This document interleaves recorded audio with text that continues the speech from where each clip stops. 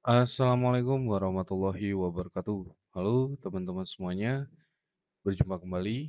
Pada kesempatan kali ini, saya akan kembali membahas soal-soal FR tes B3K khusus untuk guru PAI. Baik teman-teman semuanya, bagi teman-teman yang baru bergabung di channel ini, jangan lupa untuk mengklik tombol subscribe agar tidak ketinggalan setiap saya update video-video terbaru di channel ini. Baik, tanpa perlu berlama-lama lagi, kita mulai saja pembahasan soalnya dari yang pertama. Dan perlu diketahui ya teman-teman, ini merupakan seri ke-14 lanjutan dari seri-seri sebelumnya. Baik, yuk kita mulai saja. Yang pertama itu adalah pengertian wajib. Adalah yang pertama melaksanakan mendapat pahala, meninggalkan mendapatkan siksa. Kemudian yang B, melaksanakan mendapat siksa dan meninggalkan mendapat pahala. Kemudian yang C, melaksanakan atau tidak melaksanakan tetap mendapat pahala. Kemudian yang D, melaksanakan atau tidak melaksanakan mendapat siksa. Baik, kita coba cari teman-teman di sini tentang pengertian wajib itu. Di sini kewajiban berasal dari kata wajib atau fardu. Artinya, jika seseorang melakukan sesuatu mendapat pahala dan sebaliknya jika tidak mengamalkan berdosa. Jadi, jawaban yang pas untuk soal nomor satu ini adalah yang A.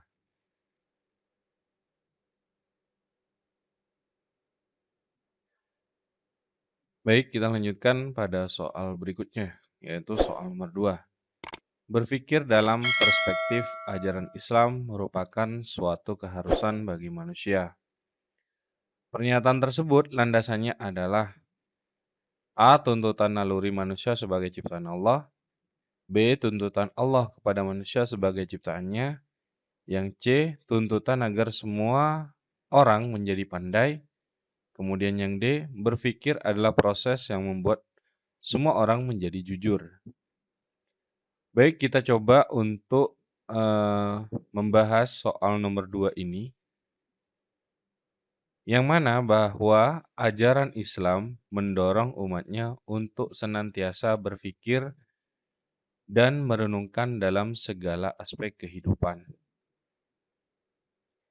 Berpikir dalam perspektif ajaran Islam membantu individu mengembangkan pemahaman yang lebih mendalam tentang diri, Tuhan, alam semesta, serta hubungan antara manusia dengan sesamanya.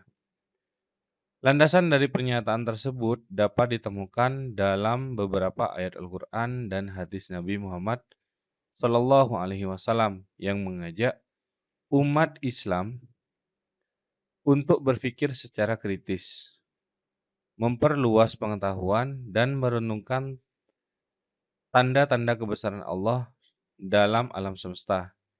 Contohnya dalam Al-Quran Surat Al-Ankabut ayat 20. Allah berfirman, dan ingatlah juga Ibrahim berkata, "Ya Tuhanku, tunjukilah kepadaku bagaimana engkau menghidupkan orang-orang mati." Allah berfirman, "Apakah kamu tidak beriman?" Ibrahim menjawab, "Tentu saja, tetapi agar hatiku tentram." Nah, dalam hadis, Nabi Muhammad SAW juga mendorong umatnya untuk senantiasa mencari ilmu. Beliau bersabda, mencari ilmu adalah kewajiban setiap muslim. Dengan demikian, berpikir dalam perspektif ajaran Islam bukan hanya menjadi keharusan, tetapi juga merupakan salah satu bentuk ibadah kepada Allah. Berpikir dalam perspektif ajaran Islam juga membantu manusia dalam mengambil keputusan yang baik dan benar, serta melibatkan diri dalam memecahkan masalah sosial yang dihadapi umat manusia. Ajaran Islam mendorong pengembangan intelektual dan moralitas yang seimbang, sehingga Individu dapat memahami dampak dari tindakan dan keputusan yang diambilnya. Oleh karena itu, berpikir dalam perspektif ajaran Islam dipandang sebagai suatu kebutuhan bagi manusia dalam upaya meningkatkan pemahaman, kebijaksanaan, dan kualitas hidup mereka. Jadi cukup jelas di sini ya teman-teman, bahwa jawaban dari soal nomor 2 itu adalah yang B, yaitu tuntutan Allah kepada manusia sebagai ciptaannya. Baik, kita lanjutkan pada soal berikutnya, yaitu soal nomor 3. Pikir dan zikir merupakan dua kata yang kerap kali dipertentangkan. Mempertentangkan keduanya adalah keliru. Alasannya sebagai berikut. Kecuali A. Berpikir adalah proses berzikir. B. Berzikir adalah proses berpikir Qurani. C. Berzikir adalah proses Quranisasi. D. Berpikir adalah proses rasionalisasi Al-Quran. Nah, di sini berpikir dan berzikir merupakan dua hal yang perlu dipupuk dalam diri mukmin. Berpikir adalah kerja akal, sedangkan berzikir adalah kerja kalbu. Berpikir secara sistematis akan menghasilkan ilmu pengetahuan, sedang berzikir akan menenangkan jiwa dan memantapkan iman. Ketimpangan antara pikir dan zikir akan menampilkan ketidakseimbangan. Orang yang berpikir luas tapi tidak didukung oleh zikir kepada Pencipta dapat saja mengingkari Tuhan. Berzikir saja tanpa didukung oleh olah pikir akan membuat wawasan keilmuan sempit, sehingga pemanfaatan alam semesta ini yang sengaja diciptakan untuk manusia tidak mencapai sasaran. Berzikir saja dapat mengecilkan jasa Tuhan yang telah menciptakan alam sebagai karyanya yang besar. Karena itu, yang ideal adalah berpikir dan berzikir menyatu dalam diri seseorang. Nah, Al-Quran menyebut orang yang memiliki kesanggupan untuk berpikir dan berzikir sebagai ulil albab.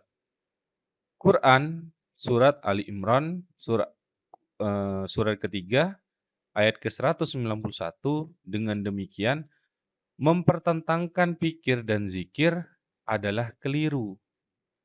Keduanya dapat dilakukan secara bersamaan atau terintegrasi dalam kehidupan sehari-hari sebagai bentuk ibadah kepada Allah, serta untuk mencapai pemahaman dan keseimbangan hidup yang lebih baik.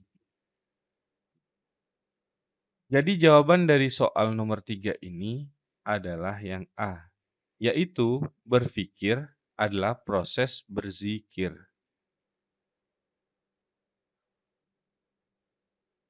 Baik teman-teman, mungkin ada tambahan, silahkan ditambahkan di kolom komentar. Kita lanjutkan pada soal berikutnya, yaitu soal nomor 4. Penjelasan Al-Quran tentang kewajiban menuntut ilmu diantaranya tercantum pada surah. Nah, di sini ada pilihannya, hanya ayatnya saja. Coba kita bahas satu persatu. Salah satu perintah Allah bagi hamba-hambanya ialah kewajiban menuntut ilmu pengetahuan, sebagaimana tersurat dalam Al-Quran. Surah At-Taubah, Quran, surah ke-9 ayat ke-122. Yang artinya tidak sepatutnya bagi mukminin itu pergi semuanya ke medan perang. Mengapa tidak pergi dari tiap-tiap golongan di antara mereka? Beberapa orang untuk memperdalam pengetahuan mereka tentang agama dan memberikan pengertian kepada kaumnya apabila mereka telah kembali kepadanya, supaya mereka itu dapat menjaga diri. Jadi cukup jelas di sini teman-teman ya. Untuk suratnya itu adalah Al-Quran, surat At-Taubah, Quran surat ke-9 ayat ke-122. Jadi jawaban dari soal nomor 4 ini adalah yang A. Oke, kita lanjutkan pada soal berikutnya, yaitu soal nomor 5. Berpikir ilmiah yang sesuai dengan kaidah berpikir dalam Islam adalah menjadikan A. Allah sebagai objek berpikir, B. Al-Quran sebagai objek berpikir, C. Al-Quran sebagai sumber berpikir, D. Al-Quran sebagai teori berpikir. Nah, Al-Quran dan Sunnah sebagai pedoman utama berpikir ilmiah dalam Islam melibatkan penggunaan akal, penalaran, pengamatan, dan metode ilmiah untuk memperoleh pengetahuan tentang dunia ini. Menjadikan Al-Quran dan Sunnah sebagai sumber dan panduan utama berarti mempercayai bahwa segala sesuatu yang terkandung di dalamnya adalah kebenaran yang harus dipahami dan dijalankan. Dalam berpikir ilmiah yang sesuai dengan kaidah Islam, penting untuk menghindari pemahaman yang keliru atau tafsiran yang salah terhadap ayat-ayat Al-Quran dan hadis Nabi Muhammad SAW. Hal ini dapat dilakukan dengan mendekatkan diri kepada ulama yang terpercaya dan cerdas dalam memahami serta menjelaskan ajaran agama.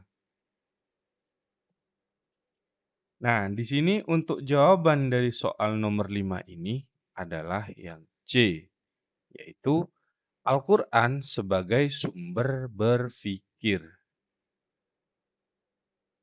Baik, kita lanjutkan pada soal berikutnya, yaitu soal nomor 6. Tuntutan mengamalkan baik keilmuan maupun yang bersifat muamalah adalah amal yang saleh. Hal ini dijelaskan dalam Al-Quran pada surat A. Al-Maidah ayat 1-3, B. Al-Anbiya ayat 1-3, C. Al-Baqarah ayat 1-3, yang D. Al-Asr ayat 1-3. Nah, jawabannya itu adalah yang D, yaitu Al-Asr ayat 1-3, yang artinya adalah manusia rugi kecuali yang beriman dan beramal saleh. Demi masa, waktu sore, atau salat asar, Allah bersumpah dengan masa agar manusia memperhatikan masa dan memanfaatkannya dengan baik. Allah bersumpah dengan waktu sore sebagaimana dengan waktu duha sebagai salah satu bukti kuasanya. Nah, di sini cukup jelas ya teman-teman arti dari surah Al-Nasr ayat 1-3. Kita lanjutkan pada soal berikutnya, yaitu soal nomor 7. Al-ilmu hila amalin kasajarin hila samarin. Artinya adalah ilmu yang tidak diamalkan bagaikan pohon berbuah. Ilmu yang tidak diamalkan bagaikan pohon tidak berbuah. Yang C, ilmu yang diamalkan bagaikan pohon berbuah. Kemudian yang D, ilmu yang diamalkan bagaikan pohon tidak berbuah. Nah, al-ilmu bila amalin kasyajari bila samarin dengan arti ilmu yang tidak diamalkan bagaikan pohon tidak berbuah. Seorang manusia tentu berlomba-lomba mendapatkan ilmu yang baik dan bermanfaat. Jadi di sini cukup jelas ya teman-teman bahwa jawabannya adalah yang B, yaitu ilmu yang tidak diamalkan bagaikan pohon yang tidak berbuah. Kita lanjutkan pada soal berikutnya, yaitu soal nomor 8. Dalam Al-Quran terdapat 620 kata amal. Padanan kata amal adalah berpikir, bertahan, berjanji, bekerja. Nah, padanan adalah kata amal dalam bahasa Indonesianya adalah bekerja. Nah, cukup jelas sampai di sini jawabannya adalah yang D. Kemudian ada lanjutan, dalam Al-Quran terdapat 620 kata amal. Pengertian kata amal secara umum adalah sebuah perbuatan untuk mencapai sesuatu, namun perbuatan atau amal terdiri dari amal baik dan amal buruk. Jadi cukup jelas ya teman-teman, di sini jawabannya adalah yang D. Kita lanjutkan pada soal nomor 9. Sebuah hadis menjelaskan al-ulama waratsatul anbiya. Kalimat ini artinya adalah bahwa ulama adalah ahli waris para sahabat. B. Bahwa ulama adalah ahli waris para tabi'in. Kemudian yang C, bahwa ulama adalah ahli waris para nabi.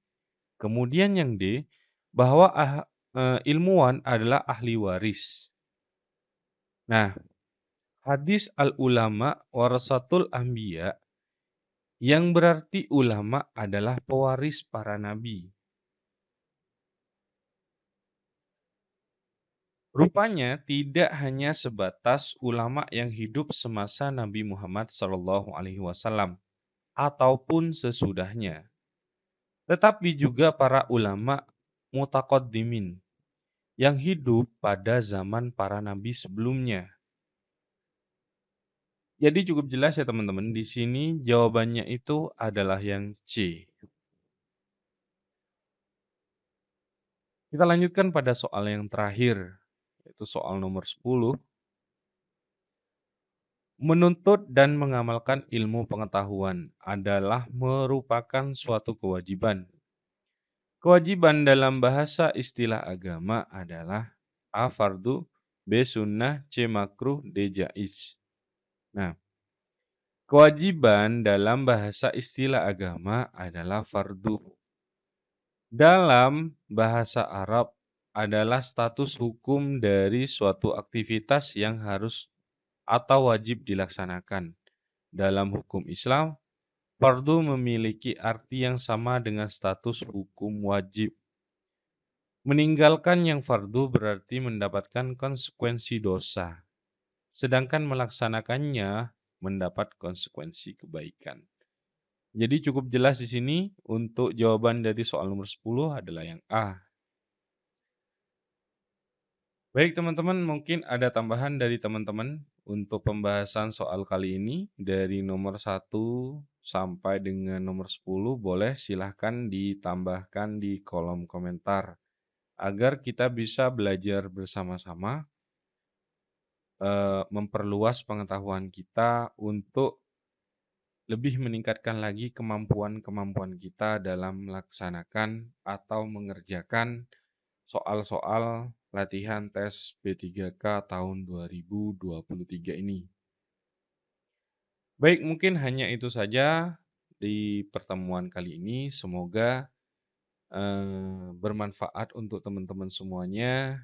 Dan bagi teman-teman yang akan mengikuti tes seleksi di tahun ini, semoga lancar dan mendapatkan kelulusan. Amin. Baik teman-teman, mungkin hanya itu saja dulu dari saya. Kurang lebihnya saya mohon maaf. Akhir kata, wabillahi taufik wal hidayah. Wassalamualaikum warahmatullahi wabarakatuh. Sampai jumpa kembali di konten saya selanjutnya. I'm marble in your eyes, swimming in your sky.